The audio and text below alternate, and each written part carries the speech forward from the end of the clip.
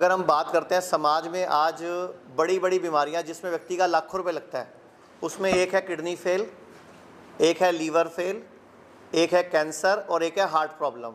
ये 4 ऐसी बीमारियां हैं मार्केट में, समाज में, जिसमें व्यक्ति का लाखों रुपए लग जाता है और कहीं भी किसी को कुछ भी आराम नहीं मिलता। ठीक तो कोई होता ही नहीं, टेम्परेरी रिलीफ है। अगर किसी को हार्ट की प्रॉब्लम हुई, हमें बोला जाता है कि उसके स्टंट डाल देते हैं, तो स्टंट कोई इलाज नहीं है, एक टेम्परेरी व्यवस्था है। उस नली के बीच में एक स्प्रिंग डाल दिया, उस नली के ब्लॉकेज को थोड़ा दूर कर दिया, गायब नहीं करा, कहीं गई नहीं वो ब्लॉकेज। वो क्या होता है, 6 महीने, साल, 2 साल बाद दोबारा ब्लॉकेज जम जाती है, फिर कहते हैं दूसरा स्टंट डालना पड़ेगा। अभी आप लोगों को पता है पीछे राजू श्रीवास्तव की डेथ हुई, तो आपको पता है उसके 9 स्टंट डल चुके थे। 9 मतलब एक आधा नहीं, 9 स्टंट डल चुके थे, 10वें की तैयारी थी। तो फिर ये कोई इलाज थोड़ी है, ये तो टेम्परेरी व्यवस्था है। ऐसी अगर हम बात करते हैं किडनी फेल की, तो किडनी फेल में क्या होता है, जब भी किसी का क्रिएटिनिन बढ़ जाता है, यूरिया बढ़ जाता है, तो उसको बोलते हैं तेरी किडनी काम करना बंद हो गई, फेल हो गई, अब तू ट्रांसप्लांट करा। जब तक ट्रांसप्लांट के लिए किडनी नहीं मिलती, डायलिसिस करते हैं। लेकिन आपने कभी डाटा चेक करा कि कितने ट्रांसप्लांट हुए और कितने कामयाब हुए? 30% लोगों की डेथ तो विद इन 3 डेज हो जाती है, 30% लोगों की ट्रांसप्लांट के टाइम पे। लेकिन वो डाटा बाहर ही नहीं आता, क्योंकि जिनके घर का मर जाता है वो कुछ बोलते नहीं, इसलिए आपको पता नहीं चलता कि अल्टीमेटली सॉल्यूशन क्या है। अब जिसका भी लीवर फेल है, उसको बोलते हैं लीवर ट्रांसप्लांट कराओ, 30 से 50 लाख का खर्चा है। और जब ट्रांसप्लांट करते हैं 2-3 साल में फिर फेल हो जाता है। तो क्यों नहीं ऑल्टरनेटिव थेरेपीज, जिसको हम ऑल्टरनेटिव थेरेपी बोल रहे हैं, आयुर्वेद, नेचुरोपैथी, उनको क्यों नहीं पकड़ रहे हमें? तो इस देश का दुर्भाग्य है कि हमारी सरकारें आज भी उस मानसिकता की गुलाम है जो अंग्रेज हमारे देश में छोड़ के चले गए थे। मैं खुद पिछले 28 साल से इस आयुर्वेद के फील्ड में हूँ। डॉक्टर साहब 16 साल से इस फील्ड में हैं, और वो जो डॉक्टर मैडम बैठी हैं वो पिछले 7 साल से इस फील्ड में हैं। तो हम लोग, हमारे पूरे इंडिया में आज 120 सेंटर्स हैं, 121, जिसमें 36 हॉस्पिटल्स हैं, 85 क्लिनिक्स हैं। हम लोग क्या कर रहे हैं, कोई भी बीमारी, चाहे किडनी फेल है, चाहे लीवर फेल है, चाहे कैंसर है, चाहे हार्ट की प्रॉब्लम है, हम पेशेंट की बीमारी की जड़ पकड़ रहे हैं कि बीमारी हुई क्यों। हम उस बीमारी की जड़ पर काम कर रहे हैं, जिससे होता क्या है, व्यक्ति की वो बीमारी तो सॉल्व होती है, साथ में कोई और तकलीफ भी आने वाली हो वो भी सॉल्व होती है।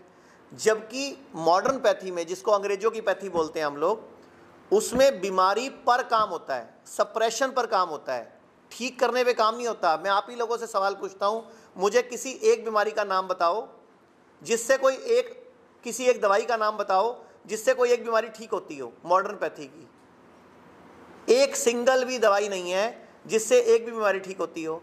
लेकिन कितना बड़ा मकड़ जाल पूरे भारत में फैला हुआ है। पूरे के पूरे भारत में अगर किसी को तकलीफ होती है, वो सीधा चला जाता है मॉडर्न पैथी में।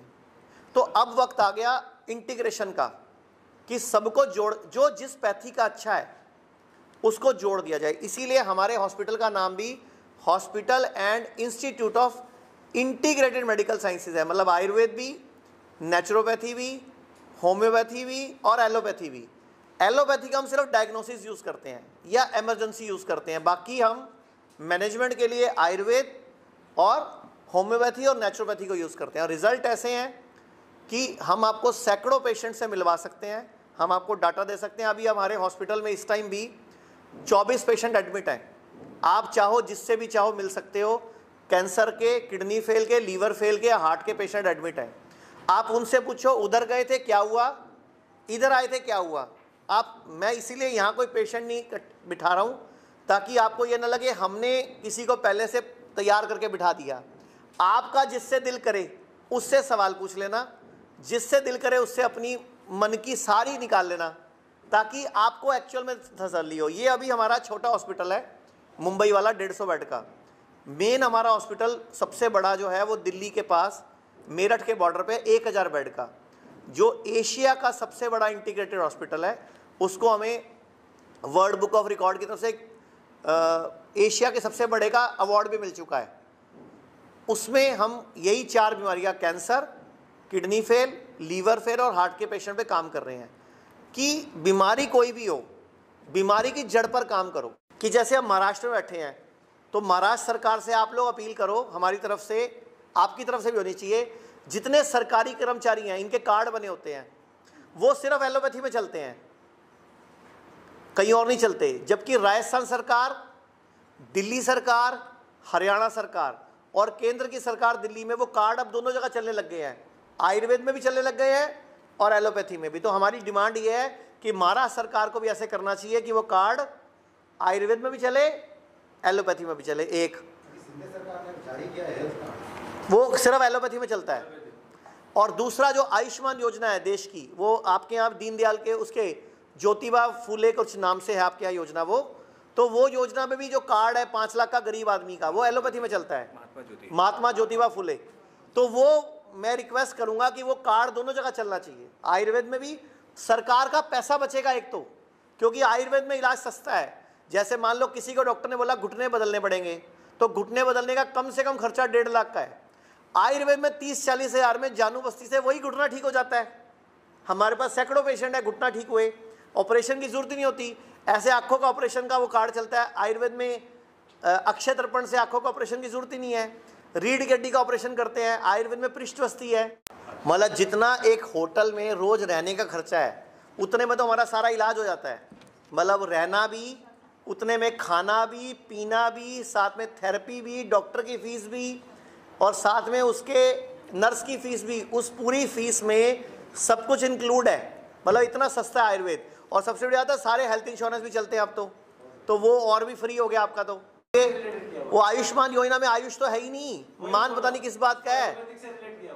तो अभी हम लोगों ने पिछले महीने इसी 15 दिन पहले दिल्ली हाई कोर्ट में एक PIL डलवाया है। एक एडवोकेट है अश्विनी उपाध्याय, उन्होंने PIL लगाया है और आप हैरान होंगे, वो कहते हैं देश में पहली बार ऐसा हुआ है कि PIL पे पहले दिन ही भारत सरकार, हेल्थ मंत्रालय, आयुष मंत्रालय, मिनिस्ट्री, सबको पहले दिन नोटिस हो गया कि क्या मजाक है, नाम आयुष्मान योजना है, इसमें आयुष कहाँ है। मतलब पहली बार ऐसा हुआ कि पहली PIL की पहली सुनवाई पे सरकारों को नोटिस हो गया और 1 महीने में जवाब मांगा है दिल्ली हाईकोर्ट ने कि आयुष्मान योजना में आयुर्वेद क्यों नहीं है, तो लेके आओ इसको। अब वो देखो क्या जवाब देते हैं, अभी 15 दिन हो गए हैं उसको। आप लोग ये ब्राउन टॉप है, प्रोसो है, फॉक्सटेल है, कोडो है, लिटिल है, इनमें सब में 8 से 12% फाइबर होता है।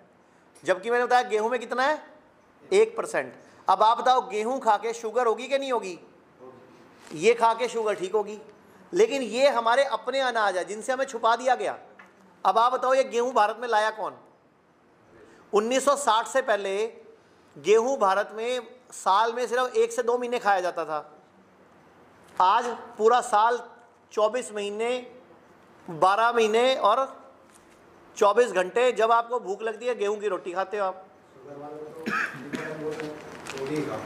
तो सर वो तो रोटी, एक बात बताओ, जब आप गेहूं खाते हो या चावल खाते हो तो 30 से 40 मिनट में सारा ग्लूकोज ब्लड में आ जाता है, तो आपकी शुगर बढ़ गई, बढ़ी भी आएगी। बॉडी क्या करती है, इंसुलिन को आदेश देती है हमारे पेनक्रियास को कि इंसुलिन बना, तो इंसुलिन की स्पाइक भी आती है। तो डबल अटैक होता है बॉडी पे, पहले तो होगा ग्लूकोज का अटैक, फिर इंसुलिन स्पाइक आया। मिलेट्स क्या करते हैं, 8 घंटे धीरे धीरे ग्लूकोज देते हैं ब्लड को, तो शुगर होती ही नहीं खाने से। अब इसको मिलेट ईयर मना रहे हैं हम लोग, इंटरनेशनल मिलेट ईयर 2023 को। लेकिन हमारे जो डॉक्टर खादरवली हैं जिन्होंने मिलेट भारत में इंट्रोड्यूस किए, 20 साल से लगे हुए थे, इस बार उनको पद्मश्री भी मिला 2022 में। 20 साल से लगे हुए, तब जाके भारत सरकार को समझ आई और इंटरनेशनल मिलेट ईयर मना रहे हैं हम। मुंबई में हॉस्पिटल अभी शुरू किया हमने 5 महीने पहले, और ये NABH भी हो गया, national accreditation board of health, एक सर्टिफिकेट होता है जिसके बाद सारे हेल्थ इंश्योरेंस चलने लग जाते हैं हमारे पास। तो अब वो हो गया। यहाँ पे अभी 90 लोगों की टीम है जिसमें 11 डॉक्टर्स हैं, नर्सेज बाकी टीम है, और हम लोग इन हाउस पेशेंट को यहाँ एडमिट करते हैं, जो भर्ती होता है बाकी को डे केयर में आते हैं। मतलब पेशेंट आता है 3-4 घंटे थेरेपी लेके घर चला जाता है। मतलब दोनों तीनों फैसिलिटी है यहाँ पे। 150 बेड का है ये। अभी हमारे पास 50 तक पेशेंट हो चुके हैं यहाँ पे, 50-55 पेशेंट की एवरेज आ रही है। धीरे धीरे लोगों को पता चलेगा और बढ़ेंगे।